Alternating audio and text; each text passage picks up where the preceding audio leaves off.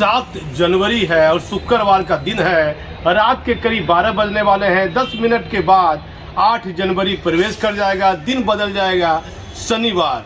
Police मुख्यालय में बैठे आला अधिकारी को मेरी इस खबर पर सिपाही पर, जवानों पर सहानुभूति पूर्वक विचार करना पड़ेगा, जो कि 315/2020 एक ज्ञापांक है, एक आदेश निकला था पुलिस मुख्यालय से और जिसको कैबिनेट से भी पास कराया गया था। उस आदेश का अनुपालन नहीं हो रहा है और उसके बाद भी दो बार सभी रेंज के डीआईजी और आईजी ने सिपाही, जमादार और दरोगा का तबादला कर दिया है। चलिए, दरोगा और जमादार का तबादला कर दिया है। इसकी संख्या रेंज में कम पाई जाती है, लेकिन सिपाही की संख्या, माननीय मुख्यमंत्री जी, डीजीपी साहब इसके सिंगल डीजीपी है बिहार के और दिसंबर महीने तक आप बिहार के डीजीपी रहिएगा। मैंने आपसे अगले साल 26 जनवरी को, 25 जनवरी को आपका इंटरव्यू भी लिया था और सिपाही पर सहानुभूति पूर्वक विचार पर मैंने कई सवाल भी आपसे पूछे थे। इसके सिंगल साहब, आप मेरी खबर पर ध्यान दीजिए कि लगातार कोरोना का संक्रमण बड़ी तेजी से फैल रहा है और सब सिपाही को रेंज में तबादला किया गया है। और आप विचार कीजिए, सहानुभूति पूर्वक विचार कीजिए, यदि कैबिनेट से आदेश पास भी हो गया है तो क्या सिपाही को कोरोना नहीं लगेगा? सिपाही के पास में कोई अलग से कोई जड़ी बूटी है? आप देखिए, पुलिस विभाग को भी कोरोना संक्रमण जैसी महामारी बीमारी, आप मान लीजिए इसे, इस वायरस बीमारी एक चुनौती के रूप में पुलिस विभाग को भी सुरक्षित रहना है। इसमें सिपाही का एक अहम रोल रहता है। 80,000 से भी अधिक पूरे बिहार में सिपाही है। यदि मान लीजिए आप तबादला किया गया है, जो सिपाही चले गए हैं और जो नहीं गए हैं, तत्काल उनको रोकिए, क्योंकि संक्रमण बड़ी तेजी से फैल रहा है। और हाई कोर्ट और सुप्रीम कोर्ट के नियमानुकूल बात कीजिए तो सिपाही भी एक इंसान है, एक व्यक्ति है। संक्रमण हर व्यक्ति को लगे। कई आला अधिकारी कोरोना जैसे संक्रमण बीमारी से हमारे बीच वह नहीं है। पुलिस विभाग को चिंतन भी करना पड़ेगा। देखिए, सिपाही के तबादले से विधि व्यवस्था में ज़्यादा कुछ फर्क नहीं पड़ता है। सिपाही तो इंस्पेक्टर, दरोगा, डीएसपी और अपने सीनियर अधिकारियों का मैंने देखा। देखिए, जितना भी पंचायत मुखिया का चुनाव है, जितने भी छठ पूजा महत्वपूर्ण पर्व, माँ काली की प्रतिमा का विसर्जन की बात कर लीजिए, तो सिपाही की बहुत अहम भूमिका इस बार मैंने देखी कि इस ठंड के मौसम में सिपाही छठ के महत्वपूर्ण घाट पर भी अपनी ड्यूटी पर तैनात थे। और उसके बाद लगातार अभी कुछ दिन पहले मुखिया का चुनाव समाप्त हुआ है। मतगणना से लेकर गिनती तक सिपाही का एक अहम रोल था। तो पुलिस मुख्यालय में बैठे आला अधिकारी को सहानुभूति पूर्वक विचार करना चाहिए कि जो तबादला किया गया है, कि पहले आपने 6 साल वाला तबादला रेंज से किया, फिर एक आदेश नए सिरे से आ गया। कुछ आईपीएस अधिकारी कहते हैं कि ये डीजीपी ने आदेश जारी किया है कि अब 9 साल वाले का, जिसको 6 साल से अधिक हो गया है, उसका तबादला रेंज से करना है। लेकिन डीजीपी साहब, सहानुभूति पूर्वक आप विचार कीजिए। सिपाही यदि एक जिले से दूसरे जिले में जाएंगे तो कोरोना जैसा संक्रमण वाली बीमारी फैलेगी नहीं।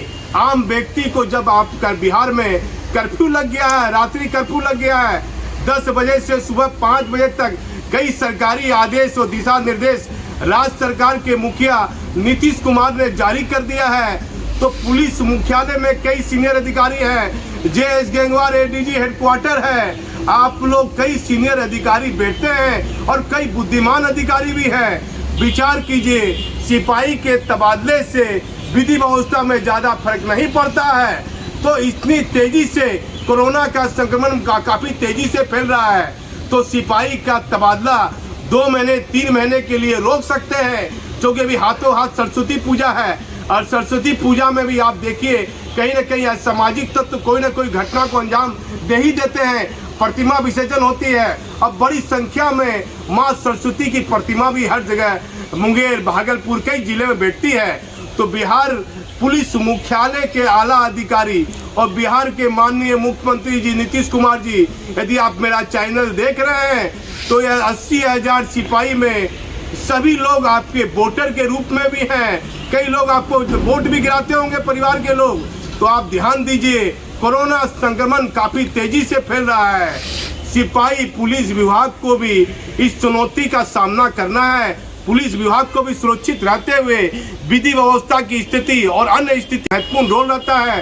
पुलिस पर तो कई गंभीर आरोप लगते आए हैं, कई खबर तो मैंने भी लगातार पुलिस के आला अधिकारी के खिलाफ में बनाता हूं, लेकिन सिपाही एक महत्वपूर्ण कड़ी रहती है पुलिस विभाग में। और बिहार राज्य जो पूरा राज्य है, इसमें जितने भी सिपाही हैं और सब लोग एक मजबूत फैमिली से नहीं है, कई लोग एक साधारण परिवार से भी होंगे।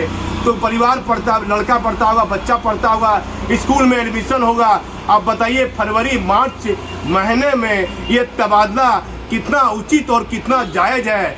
माननीय मुख्यमंत्री और माननीय डीजीपी साहब एसके सिंघल साहब, आप मेरी खबर से कहीं ना कहीं गंभीर होइए और आपको बहुत महत्वपूर्ण पद राज्य सरकार के मुखिया ने दिया है। आप अपने रहते हुए बिहार पुलिस में अच्छे कार्यों के लिए लोग आपको याद करें। ऐसा भी कोई कार्य आप कीजिए जिससे कि पुलिस विभाग में आपकी एक अलग छवि बनी रहे। रिटायरमेंट के बाद भी एसके सिंघल को लोग याद करें। तो बिहार पुलिस में सिपाहियों का बहुत महत्वपूर्ण रोल है और ये तबादला जो हो रहा है कहीं ना कहीं डीजीपी साहब नेमा अनुकूल नहीं है। पहला तबादला डीआईजी ने, भागलपुर डीआईजी ने रद्द कर दिया। जितने भी रेंज में अधिकारी थे, मुंगेर डीआईजी भी रद्द कर दिए थे, रेंज में आईजी थे उन्होंने रद्द कर दिया था। कोई भी आईपीएस अधिकारी अपने तबादले को रद्द करता है तो कहीं ना कहीं उसे तकलीफ भी होती है। फिलहाल सहानुभूति पूर्वक विचार करते हुए मेरी खबर पर यदि आप लोग को उचित लगे, माननीय मुख्यमंत्री को उचित लगे, तो आप 80,000 सिपाहियों की तरफ, उनके परिवार की तरफ सहानुभूति पूर्वक विचार कीजिए कि कम से कम ये तबादला मार्च महीने तक रोक दीजिए। कोरोना संक्रमण काफ़ी तेजी से फैल रहा है और सिपाही और पुलिस की सुरक्षा एक चुनौती है, रहेगी बिहार पुलिस के लिए। इसीलिए जिस तरह लगातार तबादले का निर्देश बार बार पुलिस मुख्यालय आदेश जारी कर रहा है कि अपने नए स्थान पर योगदान दीजिए, कोई ऐसा जरूरी नहीं है। इस पर अप्रैल महीने के बाद विचार किया जा सकता है। माननीय डीजीपी साहब, ये पूरा गंभीर मामला है। सरकार में बैठी आला अधिकारी और माननीय मुख्यमंत्री नीतीश कुमार, आपने कहीं ना कहीं बेहतर काम किया है। सिपाहियों के हित के लिए माननीय मुख्यमंत्री जी कुछ सोचिए। मैं भागलपुर से दीपक नौरंगी।